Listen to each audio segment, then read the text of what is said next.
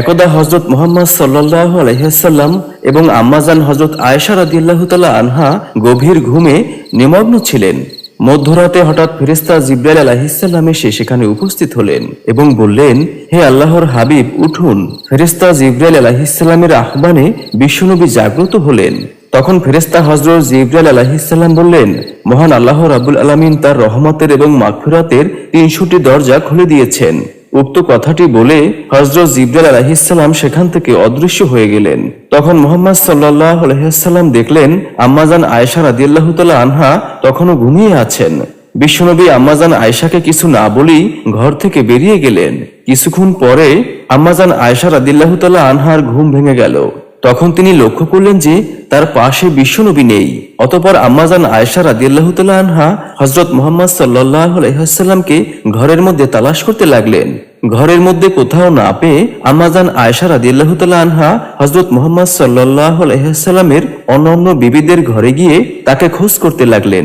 আম্মাজান আয়েশা রাদিয়াল্লাহু তাআলা আনহা ভেবেছিলেন হয়তো হযরত মুহাম্মদ সাল্লাল্লাহু আলাইহি ওয়াসাল্লাম চুপি চুপি অন্য কোনো বিবির ঘরে গিয়েছেন, কিন্তু অন্য বিবিদের ঘরেও বিশ্বনবীকে খুঁজে পাওয়া গেল না। অতঃপর আয়েশা রাদিয়াল্লাহু তাআলা আনহা সোজা মা ফাতেমা রাদিয়াল্লাহু তাআলা আনহার বাড়িতে গিয়ে উপস্থিত হলেন। হযরত আয়েশা রাদিয়াল্লাহু তাআলা আনহা হযরত ফাতিমা রাদিয়াল্লাহু তাআলা আনহাকে বললেন, তোমার আব্বাজানকে কোথাও খুঁজে পাচ্ছি না, তোমার বাড়িতে তোমার আব্বাজান এসেছে কি? তখন হযরত ফাতিমা রাদিয়াল্লাহু তাআলা আনহা বললেন, এখানে তো আমার আব্বাজান আসেনি। ঠিক সেই মুহূর্তে হযরত আলী রাদিয়াল্লাহু তাআলা আনহু নবীজিকে খোঁজ করার জন্য বেরিয়ে গেলেন। আলী রাদিয়াল্লাহু তাআলা আনহুর সাথে হযরত ফাতেমা রাদিয়াল্লাহু তাআলা আনহা এবং ইমাম হাসান এবং হোসেন রাদিয়াল্লাহু তাআলা আনহু ও আম্মাজান হযরত আয়েশা রাদিয়াল্লাহু তাআলা আনহু বেরিয়ে গেলেন। সবাই মিলে খুঁজতে খুঁজতে মসজিদে এসে দেখলেন যে সেখানেও নবীজি নেই। আম্মাজান হযরত আয়েশা রাদিয়াল্লাহু তাআলা আনহা বললেন, নবীজির অন্যান্য বিবিগণের ঘরেও তালাশ করলাম, কিন্তু তিনি কোথাও নেই। আল্লাহর ঘর মসজিদে এসে নবীজিকে তালাশ করলাম, কিন্তু এখানেও নবীজি নেই। তাহলে কোথায় গেল আমার প্রাণের নবী? তখন হযরত আলী রাদিয়াল্লাহু তাআলা আনহু বললেন, যেহেতু মসজিদে নবীকে কোথাও খুঁজে পাওয়া গেল না, নবীজি সাল্লাল্লাহু আলাইহি ওয়াসাল্লামকে জান্নাতুল বাকিতে খুঁজে পাওয়া যেতে পারে। হযরত আলী রাদিয়াল্লাহু তাআলা আনহুর কথা শুনে জান্নাতুল বাকিতে এসে দেখলেন যে বিশ্বনবী সিজদায় পড়ে রয়েছেন এবং সেই সিজদার নূর এবং বিশ্বনবীর চেহারার নূরে জান্নাতুল বাকির কবরস্থানগুলো আলোয় আলোকিত হয়ে রয়েছে। হযরত মা ফাতিমা রাদিয়াল্লাহু তাআলা আনহা বিশ্বনবীর কাছে গিয়ে উপস্থিত হলেন এবং নবীজিকে বললেন, আব্বাজান, আপনার উপর কি কোনো ওহী নাজিল হয়েছে, নাকি আপনি কোনো শত্রুর ধাওয়া খেয়ে এখানে এসে উপস্থিত হয়েছেন? তখন বিশ্বনবী সাল্লাল্লাহু আলাইহি ওয়াসাল্লাম সিজদা থেকে মাথা উঠিয়ে মা ফাতিমা রাদিয়াল্লাহু তাআলা আনহাকে বললেন, হে ফাতিমা, আমার উপর কোনো ওহী নাজিল হচ্ছে না এবং আমি কোনো শত্রুর ধাওয়া খেয়েও এখানে এসে আত্মগোপন করিনি। হে ফাতিমা, জিবরাইল এসে আমাকে বললেন আল্লাহ রাব্বুল আলামিন তার রহমত এবং মাগফিরাতের ৩০০টি দরজা খুলে দিয়েছেন। হে ফাতিমা, আজকের রাত এমন একটি রাত যে রাতে বান্দার ভাগ্য নির্ধারণ করা হয়, যে রাতে আল্লাহ রাব্বুল আলামিন তার বান্দাদেরকে ক্ষমা করে দেন। এটা হলো অর্ধ শাবানের রাত, শাবানের ১৪ তারিখের দিবাগত রাত।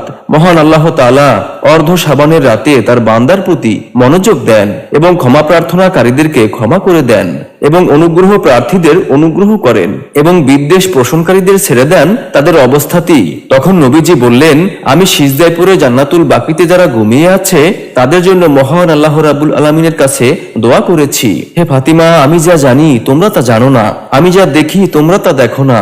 আমি যখন কবরের কাছে এসে দাঁড়াই, মহান আল্লাহ রাব্বুল আলামিন কবরবাসীদের সাথে কিরূপ আচরণ করেন তোমরা দিনের বেলায় যেরকম দেখতে পাও, আমি ঠিক সেভাবে কবরের আযাব দেখতে পাই। হে ফাতিমা, আমি জান্নাতুল বাকিতে চলে এসেছি আর সাহাবাদের জন্য আল্লাহ রাব্বুল আলামিনের কাছে মাগফিরাত কামনা করছি।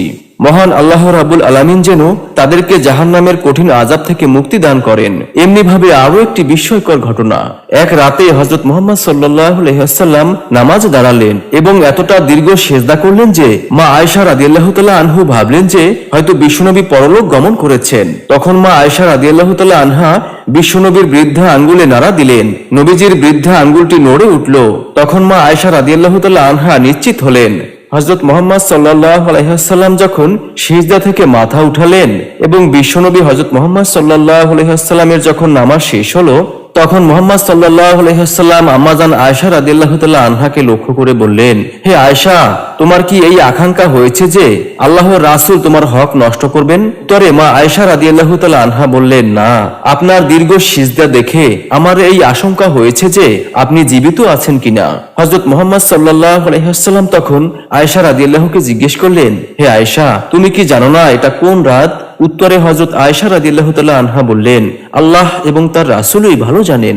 অতঃপর হযরত মুহাম্মদ সাল্লাল্লাহু আলাইহি ওয়াসাল্লাম ইরশাদ করলেন, হে আয়েশা, এটা হলো অর্ধ শাবানের রাত, শাবানের 14 তারিখের দিবাগত রাত। আল্লাহ তাআলা অর্ধ শাবানের রাতে তার বান্দার দিকে মনোযোগ দেন, ক্ষমা প্রার্থনাকারীদেরকে ক্ষমা করে দেন, অনুগ্রহ প্রার্থীদেরকে অনুগ্রহ করেন, আর বিদ্বেষ পোষণকারীদের ছেড়ে দেন তাদের অবস্থাতেই। প্রিয় দর্শক, এই হাদিস থেকে আমরা এই শিক্ষা পাই যে শবে বরাতের রাতে কোরআন তেলাওয়াত করতে হবে, নবীজি সাল্লাল্লাহু আলাইহি ওয়াসাল্লামের প্রতি দরুদ পাঠ করতে হবে, ইস্তিগফার পড়া বা ক্ষমা প্রার্থনা করতে হবে, একনিষ্ঠ মনে মহান আল্লাহ তাআলার দরবারে দোয়া করতে হবে, রাতের কিছু সময় ঘুমাতে হবে, যেন এমন না হয় যে সারা রাতের ক্লান্তির ফলে ফজরের নামাজ ছুটে যায়। পরের দিন রোজা পালন করা, কেননা ইবনে মাজার হাদিসে এসেছে, হযরত আলী ইবনে আবু তালিব রাদিয়াল্লাহু তাআলা আনহু থেকে বর্ণিত আছে, রাসূল আকরাম সাল্লাল্লাহু আলাইহি ওয়াসাল্লাম বলেছেন, 15 শাবানের রাত 14 তারিখের দিবাগত রাত, যখন এই রাতটি আসে তখন তোমরা এই রাত্রিতে ইবাদত বন্দেগীতে কাটাও এবং দিনের বেলা রোজা রাখো, কেননা এই রাতে মহান আল্লাহ রাব্বুল আলামিন প্রথম আসমানে আসেন এবং বলেন, কোনো ক্ষমা প্রার্থী আছো কি? আমি তোমাকে ক্ষমা করে দিব। আছে কি কোনো রিজিক প্রার্থী? আমি তোমাকে রিজিক দিব। এইভাবে সুবহে সাদিক পর্যন্ত আল্লাহ তাআলা তার বান্দাদেরকে ডাকতে থাকেন। অনুরূপ ভাবে আরেকটি বর্ণনায় পাওয়া যায়, এক রাতে বিশ্বনবী সাল্লাল্লাহু আলাইহি ওয়াসাল্লাম এবং আম্মাজান আয়েশা রাদিয়াল্লাহু তাআলা আনহা ঘুমিয়েছিলেন। বিশ্বনবী যখন বুঝতে পারলেন আম্মাজান আয়েশা রাদিয়াল্লাহু তাআলা আনহা ঘুমিয়ে গেছেন, তখন তিনি সাবধানে একা ঘর থেকে বেরিয়ে গেলেন। কিন্তু আম্মাজান আয়েশা রাদিয়াল্লাহু তাআলা আনহা ঘুমাননি, এতক্ষণ ঘুমের ভান ধরেছিলেন। আয়েশা রাদিয়াল্লাহু তাআলা আনহা ভাবলেন তার অবসরে বিশ্বনবী কোথায় যান সেটা দেখবেন, তাই কৌতূহল বশত আম্মাজান আয়েশা রাদিয়াল্লাহু তাআলা আনহা বিশ্বনবীর পিছু নিলেন। হযরত মুহাম্মদ সাল্লাল্লাহু আলাইহি ওয়াসাল্লাম এগিয়ে চলেছেন। চলতে চলতে একটু পর মসজিদে নববীর থেকে একটু দূরে অসংখ্য সাহাবাদের কবরস্থান জান্নাতুল বাকিতে উপস্থিত হলেন। জান্নাতুল বাকিতে পৌঁছে আল্লাহর রাসূল সাল্লাল্লাহু আলাইহি ওয়াসাল্লাম বেশ কিছুক্ষণ নীরবে দাঁড়িয়ে রইলেন। কিছুক্ষণ পরে আকাশের দিক তাকিয়ে দুহাত তুলে দোয়া করলেন। বহুদূর থেকে আম্মাজান আয়েশা রাদিয়াল্লাহু তাআলা আনহা সবকিছু দেখতেছিলেন। আয়েশা রাদিয়াল্লাহু তাআলা আনহা যখন দেখলেন বিশ্বনবী মৃত সাহাবাদের জন্য আল্লাহ রাব্বুল আলামিনের কাছে দোয়া করছেন, তখন তিনি লজ্জিত হলেন এবং রাসূল আকরাম সাল্লাল্লাহু আলাইহি ওয়াসাল্লাম যেন বুঝতে না পারে তার জন্য আয়েশা রাদিয়াল্লাহু তাআলা আনহা ঘরে ফিরে এলেন এবং কাঁথা মুড়ি দিয়ে শুয়ে রইলেন। কিছুক্ষণ পর বিশ্বনবী সাল্লাল্লাহু আলাইহি ওয়াসাল্লাম ঘরে এসে শুয়ে পড়লেন। বিশ্বনবী বুঝতে পারলেন যে আয়েশা রাদিয়াল্লাহু তাআলা আনহার শ্বাস প্রশ্বাস অস্বাভাবিক, হৃদস্পন্দন বেড়ে গেছে। তখন রাসূল আকরাম সাল্লাল্লাহু আলাইহি ওয়াসাল্লাম উঠে বসলেন, তাকে জিজ্ঞেস করলেন, কি হয়েছে আয়েশা? তখন আম্মাজান আয়েশা রাদিয়াল্লাহু তাআলা আনহা বললেন, কিছু না। তখন রাসূল সাল্লাল্লাহু আলাইহি ওয়াসাল্লাম বললেন, তুমি বলবে নাকি আমি আল্লাহ রাব্বুল আলামিনের কাছ থেকে জেনে নিব? তখন আম্মাজান আয়েশা রাদিয়াল্লাহু তাআলা আনহা সবকিছু খুলে বললেন এবং লজ্জিত হলেন। অতঃপর রাসূল সাল্লাল্লাহু আলাইহি ওয়াসাল্লাম আম্মাজান আয়েশাকে বললেন, তুমি কি মনে করো আল্লাহর রাসূল তোমার উপর জুলুম করবেন? তখন আয়েশা রাদিয়াল্লাহু তাআলা আনহা বললেন, হে আল্লাহর রাসূল, আমি ধারণা করেছিলাম যে আপনি হয়তো আপনার অন্য বিবিদের ঘরে গিয়েছেন। তখন আল্লাহর রাসূল সাল্লাল্লাহু আলাইহি ওয়াসাল্লাম বললেন, মহান আল্লাহ রাব্বুল আলামিন শবে বরাতের রাতে প্রথম আসমানে আসেন এবং তার বান্দাদেরকে ক্ষমা করে দেন। একদিন হযরত ঈসা আলাইহিস সালাম আল্লাহ রাব্বুল আলামিনকে বললেন, আমার থেকে এই জমানায় আর কোনো বুজুর্গ ব্যক্তি আছে কি? উত্তরে মহান আল্লাহ রাব্বুল আলামিন বললেন, অবশ্যই, তুমি একটু সামনে অগ্রসর হও, তাহলেই বুঝতে পারবে। মহান আল্লাহ রাব্বুল আলামিনের নির্দেশে হযরত ঈসা আলাইহিস সালাম সামনের দিকে চলতেছিলেন। চলতে চলতে সামনে হযরত ঈসা আলাইহিস সালাম একটি গোলাকার পাথর দেখতে পেলেন। তখন আল্লাহ তাআলা বললেন, হে ঈসা, তোমার হাতের লাঠি দ্বারা পাথরে আঘাত করো। হযরত ঈসা আলাইহিস সালাম তার হাতে থাকা লাঠি দ্বারা পাথরে আঘাত করলেন। সাথে সাথে পাথরটি দ্বিখণ্ডিত হয়ে গেল এবং হযরত ঈসা আলাইহিস সালাম দেখতে পেলেন তার মধ্যে একজন বৃদ্ধা তাসবিহ হাতে আল্লাহর ইবাদত করতেছেন এবং তার সামনে একটি আনার ফল পড়ে আছে। তখন বৃদ্ধা ব্যক্তিকে হযরত ঈসা আলাইহিস সালাম বললেন, আপনি কে এবং কতদিন যাবত এখানে আল্লাহর ইবাদতে মশগুল আছেন? উত্তরে বৃদ্ধ ব্যক্তি বললেন, আমি এই এলাকারই একজন মানুষ। আমার মায়ের দোয়ায় আল্লাহ তাআলা আমাকে এই বুজুর্গ দান করেছেন। আমি 400 বছর যাবত এখানে ইবাদত করছি। আমার আহারের জন্য মহান আল্লাহ রাব্বুল আলামিন প্রতিদিন জান্নাত থেকে একটি ফল পাঠিয়ে দেন। বৃদ্ধ ব্যক্তির কথা শুনে হযরত ঈসা আলাইহিস সালাম কাঁদতে কাঁদতে মহান আল্লাহ রাব্বুল আলামিনের কাছে বললেন, হে আল্লাহ, আমি বুঝতে পারছি আমি আপনার কাছে লজ্জিত। আমার থেকে ওই বৃদ্ধ ব্যক্তি অনেক বুজুর্গ এবং সম্মানী। তখন আল্লাহ রাব্বুল আলামিন বললেন, হে ঈসা, জেনে রাখো, শেষ জমানার নবী হযরত মুহাম্মদ সাল্লাল্লাহু আলাইহি ওয়াসাল্লামের উম্মতের মধ্যে যে ব্যক্তি শাবানের 14 তারিখের অর্থাৎ 15 তারিখের পূর্বে রাতে জেগে ইবাদত করবে, সে ব্যক্তি ওই বুজুর্গর থেকেও আমার কাছে বেশি প্রিয় হতে পারবে। তখন হযরত ঈসা আলাইহিস সালাম আল্লাহর কাছে কেঁদে কেঁদে বললেন, হে আল্লাহ, তুমি যদি আমাকে নবী না বানিয়ে হযরত মুহাম্মদ সাল্লাল্লাহু আলাইহি ওয়াসাল্লামের উম্মত বানাতে, তাহলে আমি কতই না সৌভাগ্যবান হতাম। মহান আল্লাহ তাআলা রব্বুল আলামিন তার প্রিয় নবীর এই দোয়া কবুল করলেন।